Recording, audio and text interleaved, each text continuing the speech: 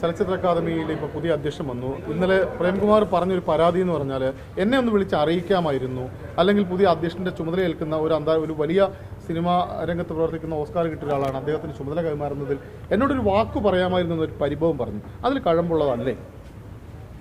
അല്ല, അവരുടെ കാലാവധി കഴിഞ്ഞല്ലോ. കാലാവധി കഴിയുമ്പോൾ സ്വാഭാവികമായിട്ടും ഗവൺമെൻറ്റിന് പുതിയ ഭാരവാഹികളെ തീരുമാനിക്കേണ്ട ഉത്തരവാദിത്വമുണ്ട്. ആ ഭാരവാഹികളെ തീരുമാനിച്ചു, അത് അതിൻ്റെ ഉത്തരവ് പുറപ്പെടുവിച്ചു എന്നതിനപ്പുറത്തേക്ക് അതിനകത്ത് ഒരു അതിശയപരമായിട്ടൊന്നും ഉണ്ടെന്ന് എനിക്ക് തോന്നുന്നില്ല. പിന്നെ സ്വാഭാവികമായിട്ടും പ്രേംകുമാറിനോട് പറഞ്ഞ് കാണുമെന്ന് ഞാൻ വിചാരിച്ചത്. കാരണം ഞാൻ ഇല്ലായിരുന്നു, ഞാൻ വിദേശത്തായിരുന്നു ഇത് ഉത്തരവാദിത്ത സമയത്ത്. അപ്പോൾ പ്രേംകുമാറിനോട് പറയേണ്ട ഉത്തരവാദിത്വം അക്കാദമിയിലെ ഭാരവാഹികൾക്ക് ഉള്ള ഉത്തരവാദിത്തമാണ്. അത് പറഞ്ഞു കാണുമെന്ന് ഞാൻ വിശ്വസിക്കുന്നത്. അത് ഞാൻ തിരക്കിയില്ല. പക്ഷേ ഗവൺമെൻറ്റിൻ്റെ ഭാഗത്തു നിന്ന് സാധാരണ നമ്മൾ ഒരു ടീം മാറി അടുത്ത ടീം വരുന്നു, അതിന് നമ്മൾ ഉത്തരവിറക്കുന്നു. അതിനപ്പുറത്തേക്കൊരു സംഗതിയായിട്ട് നമ്മളതിനെ കാണുന്നില്ല.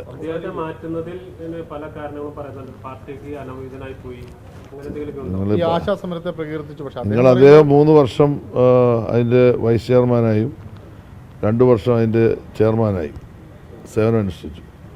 ഒരു ചെറിയ കാര്യമാണ്. ഇടതുപക്ഷ മുന്നണി ഗവൺമെൻറ് കാലത്ത് അദ്ദേഹത്തിന് കൊടുത്ത അംഗീകാരം. അതേ അഭിപ്രായം പറഞ്ഞതിൻ്റെ പേരിലാണ് അന്ന് മാറ്റത്തില്ലേ.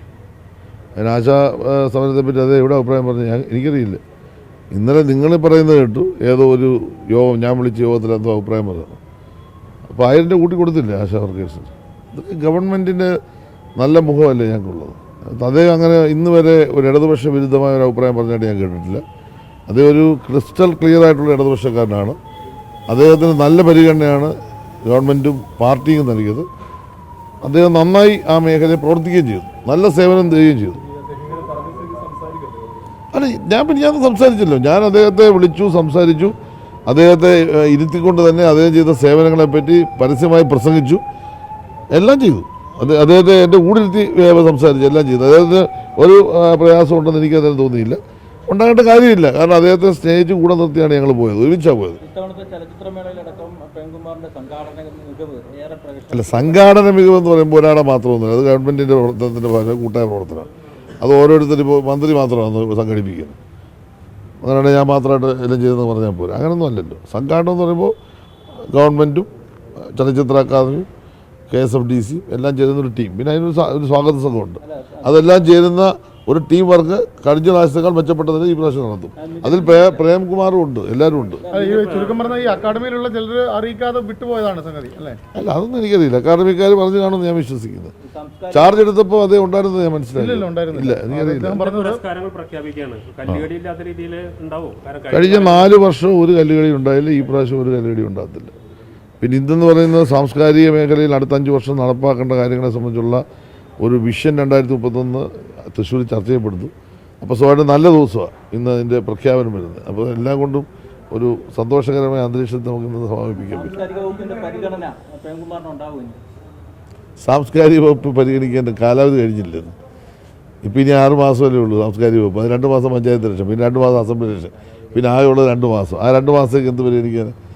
സാംസ്കാരിക വകുപ്പ് പരിഗണിച്ചില്ലേ? 4.5 വർഷം അദ്ദേഹത്തെ പരിഗണിച്ച് അദ്ദേഹത്തിന് ഉന്നതമായ സ്ഥാനം കൊടുത്തില്ലേ? നിങ്ങൾ എന്തിനാ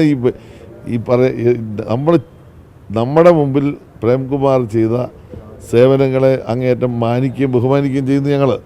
പ്രേംകുമാറിനെ പോലൊരു കലാകാരന് നല്ല അംഗീകാരം കൊടുത്തു. അദ്ദേഹത്തെക്കാൾ നല്ല പിന്നെ കലാകാരന്മാരോ അല്ലാതിനേക്കാൾ കൂടിയ പിന്നെ മികവ് തെളിയിച്ച ആളുകളോ കേരളത്തിൽ ഇല്ലാഞ്ഞിട്ടാണോ?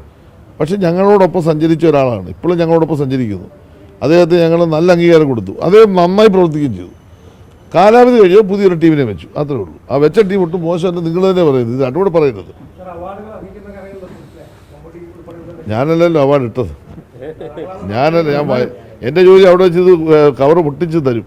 അത് നിങ്ങളുടെ മുമ്പ് വെച്ചാൽ പൊട്ടിക്കുന്നത്. എല്ലാ വർഷവും അങ്ങനെ തന്നെ ചെയ്യുന്നത്. ആ പൊട്ടിക്കുമ്പോൾ അതിനകത്ത് 6 പേരെ എഴുതി വെച്ചേക്കുന്നത് അധികം വായിക്കും. അതിനപ്പുറത്തേക്ക് മന്ത്രിക്ക് യാതൊരു റോളുമില്ല. അരിമണിയിൽ പേരെഴുതി വെക്കുന്നവർക്ക് തന്നെ കിട്ടും. ഏതാ അരിമണിയിൽ ഒരു പേരെഴുതി വെക്കുന്ന